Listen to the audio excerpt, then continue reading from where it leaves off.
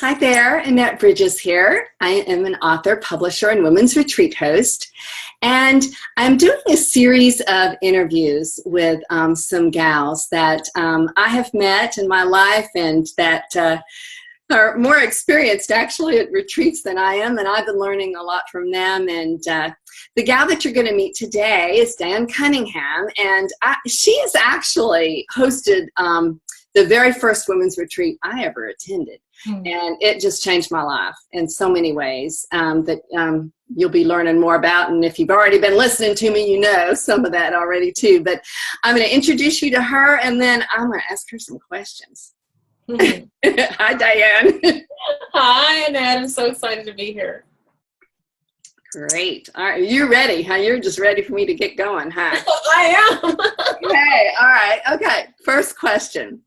Oh, do you want me to introduce myself a little more? Yeah. Okay. Go ahead and kind of say a little bit, because I just said you just changed my life. You know? Yeah. Okay. Sorry. I'm really excited to be here. My name is Diane Cunningham, and I am so thrilled to be here with you, Annette, because the first time, we only just met. Annette and I just met really last October, really, and that was at this Heart Art retreat that she mentioned that she came to for the first time, and she really was on a new path.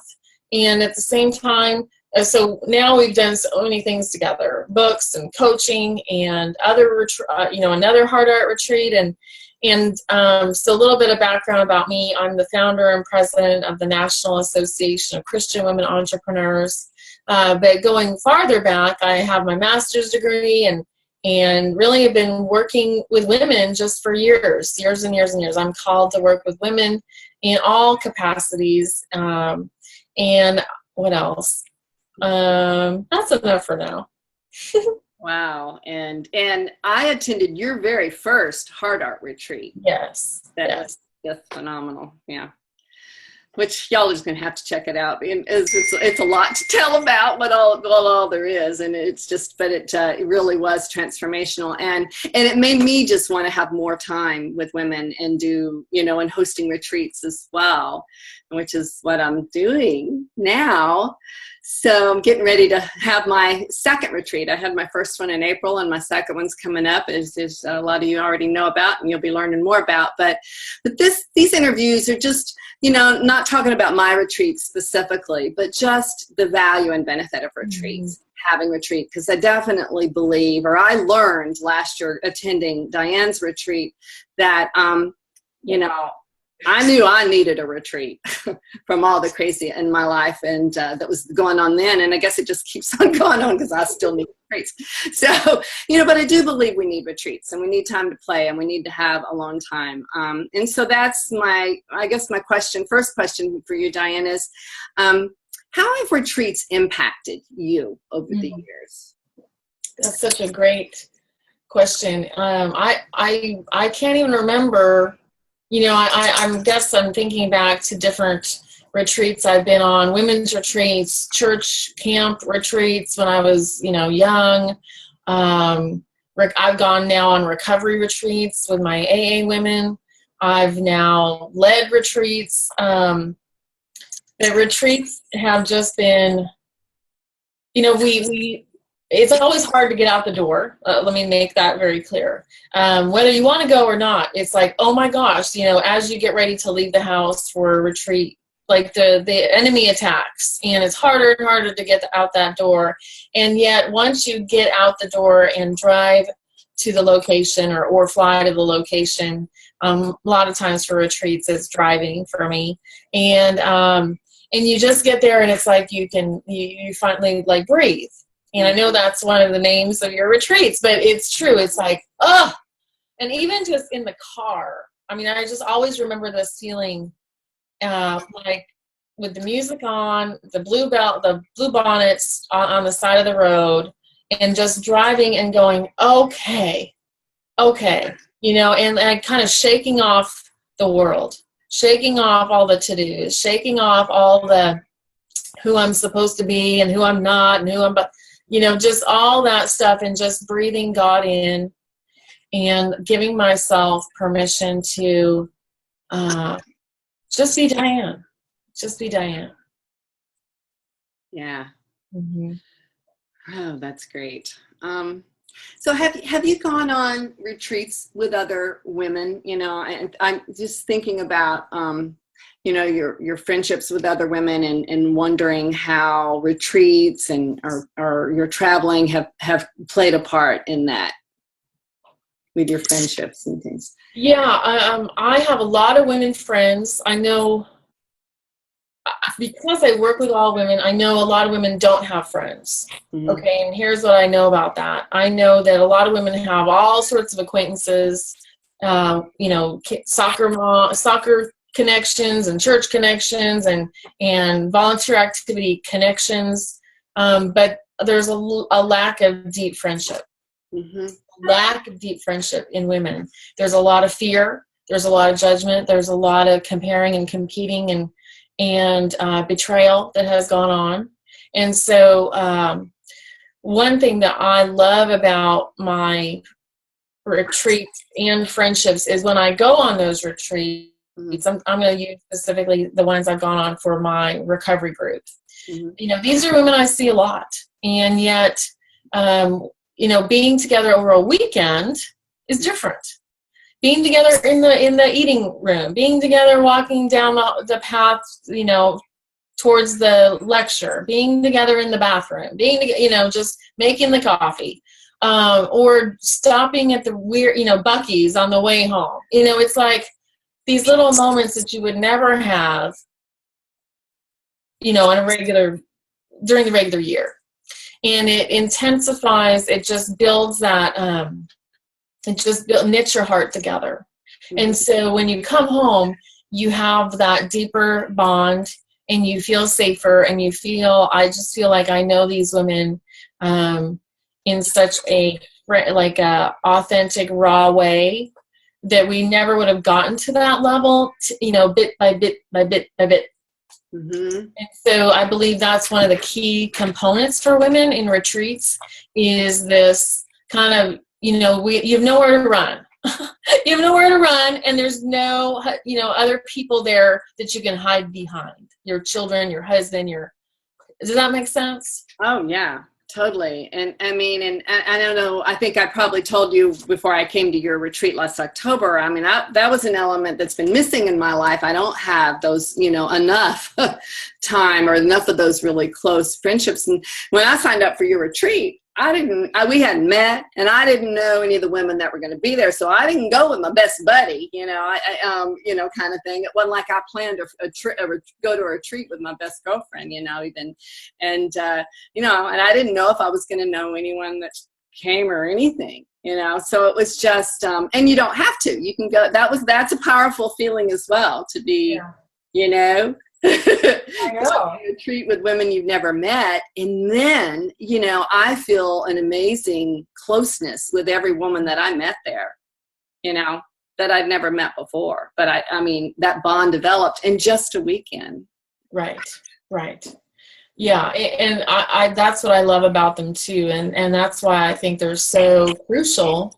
And I know that's why you're building them. I mean, you've already done some of your own. I mean, the phenomenal thing is that you've already done your own retreat and planning another retreat, and so am I. Yes. and that we, you know, that the fact is that you dove right into doing this because you saw such a huge value, and women, we need this. We need retreat. Yes. We do. And we don't, I mean, sometimes I think before that last year, I think I spent a lot of time thinking I was too indispensable to leave my family for just, you know, for a weekend, or, you know, or I just wasn't, you know, I had too much on my to-do list. You know, I wasn't thinking about what I needed, you know, and how I needed to take care of myself so I could take care of other people, you know, and then I needed to do that for myself. And, so yeah, I mean, it's definitely, I think it's so important, and I don't think enough women give themselves that gift. Right.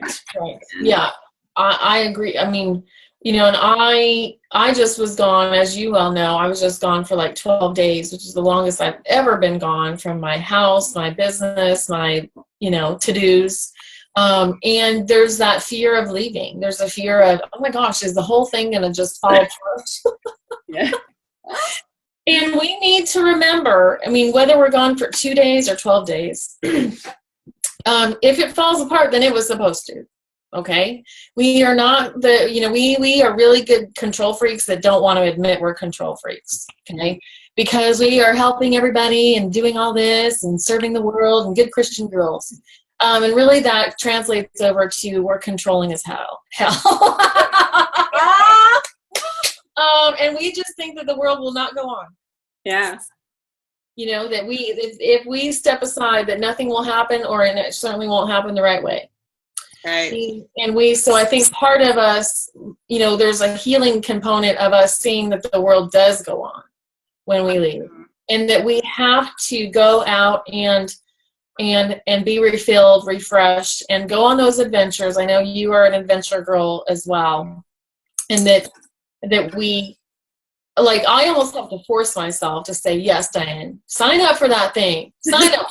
It's like I want to go, and then I feel guilty for wanting to go. Yeah. I feel guilty for spending the money. All this guilt and drama and crazy, right?